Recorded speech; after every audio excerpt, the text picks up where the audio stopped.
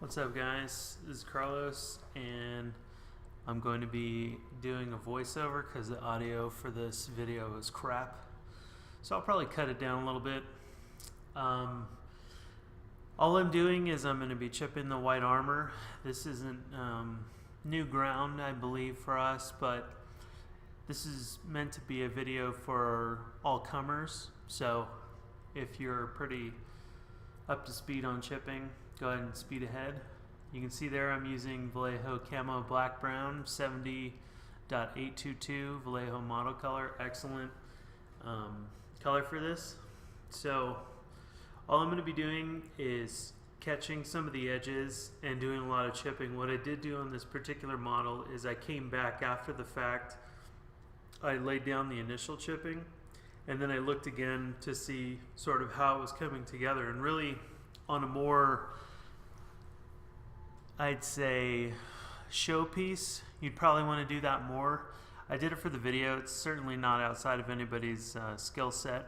The initial chipping can either be laid down with a brush or with a sponge, and the sponge gives you a random quality to the chipping, and you can go back and refine with brush or vice versa. I like doing the sponge kind of initially, not doing too much with the sponge, just giving it a little bit here and there, and that way I don't really overcommit with the chipping. And again, as with all weathering, I like to take it slowly and in layers. So that's all there is to it. And then after I go back with the sponge once or twice, I'll look again, I'll get the brush out, and I will sort of kind of spruce it up a little bit. So as you can see right here, I'll actually look at the video. I wasn't looking at the video. So right here, I'm just kind of catching a lot of the edges, and this is pretty conservative considering how rusted I intend to make this guy. My initial pass is not going to be too heavy.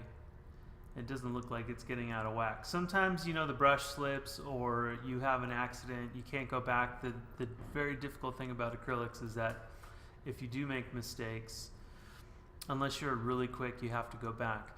Problem there is that if you did an airbrush base coat and it's all smooth and beautiful and nice, and then you kind of come back and you touch it up with your base color, you're never really going to be able to recapture the blend. I have kind of been able to salvage it somewhat on some models. It's just kind of the nature of the beast. Obviously, when you do this, you strive for excellence. You strive for, you know, a nice overall effect. And you know, that's just part of the process. Really, you got to be kind to yourself. You got to love yourself. You have to forgive yourself for the inevitable mistakes that you're going to make. So at least I do. I don't know. I should be gentler to myself. Perhaps I should practice what I preach. Regardless, here again, I'm doing a little bit of the edges now. Something that I noticed here, you can see where the brush is at the top of this breastplate. I didn't hit the exact top of the breastplate in between where the chest is, and well, it's kind of like the tummy plate is coming and overlapping the chest. On the top of that, it's kind of like it's like a bit of more of a shelf, and so it's sort of hard to capture or simulate those chips on that sort of an area, because just due to the nature of, I believe, the molding process, they sort of have to put a little bit of gap there, because normally an armor plate I don't think would be that thick. So it's sort of like you have to accept the limitations of the medium or the limitations of the model in that case. And when there comes to cracks like that, you can sort of fuzz it, you can fill it, or sort of put rust into a crack like that. And unfortunately, I'm not doing this in real time, otherwise I'd point to where I'm talking about, but I hope that what I'm saying is somewhat clear.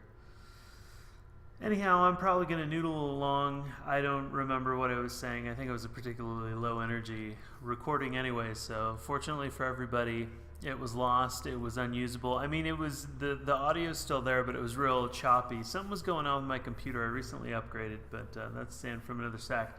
The audio just was very bad, very poor.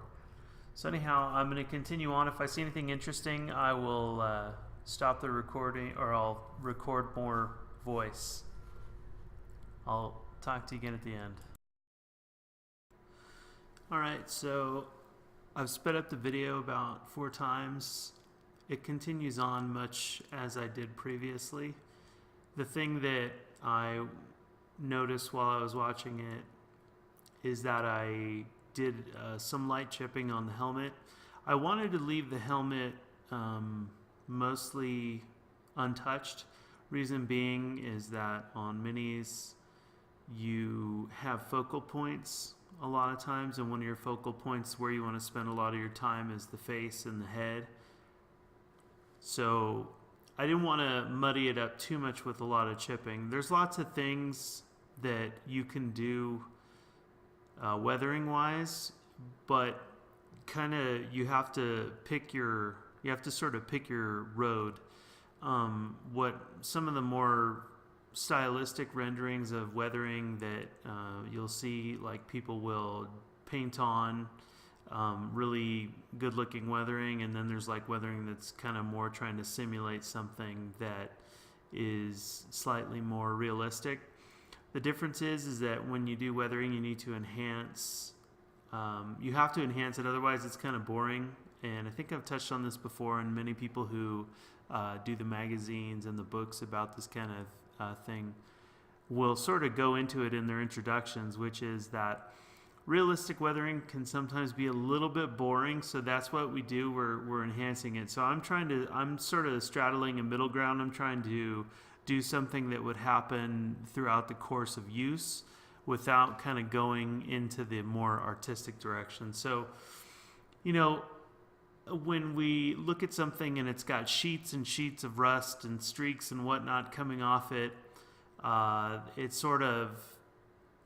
it kind of departs from what's real. On figures of this size, depending on how much time you want to invest and just how nitty-gritty you want to get, like if this is a rank and file and you're doing this across a multitude of men, then you're not going to want to go as intense every time. You may just want to get the sponge out, hit some edges, and then, you know, maybe put a little rust in some corners, and that's it, and that's fine. You know, in a lot of this, this is, you know, we're kind of like, we're brainstorming, we're coming up with ideas. I mean, I have my own ideas. I have the types of things I like to do. So it isn't, you know, this isn't the only way to do it. Anyhow, so I think at this point, looks like I'm getting the sponge out, and then I'm probably going to hit some edges and some corners. And like I said, you don't need to do either in any particular order. It's usually kind of better to start with the sponge, unlike what I was doing, and then kind of go back with the brush and sweeten things up to kind of make them a bit more consistent and draw some edges. But the nice thing about the sponge is you can kind of establish your main areas of focus. The thing, I think a pitfall that a lot of people fall into, and again, this is a personal thing, I could be wrong, but I don't like to see the weathering in weird areas. So like edges and corners and you know, big plates, maybe, especially towards the lower parts of the model, are going to see abuse. The further you get to the inside, though, of the model, you know, you're not necessarily going to see that. And sometimes I see like big robotic figures with like a gigantic patch of rust in the middle of a plate, and usually whether it's well done or not, it just doesn't really occur there. You know, I mean, to me that doesn't look quite right. Like I find myself sort of, it's taking me out of it. It's breaking the immersion, if you will. Anyhow, I think I'm pointing out what I did and where I put the sponging. So again, you can start with the sponge and then sort of go back and look at it and add to it with your brush if you need to. And that's really all I'm doing here, except I'm doing it in the reverse order. There is no set order. There is no, you know, there are no rules. So anyways, enjoy, have fun. I think this is a shortish video. I'll see you guys in the next one.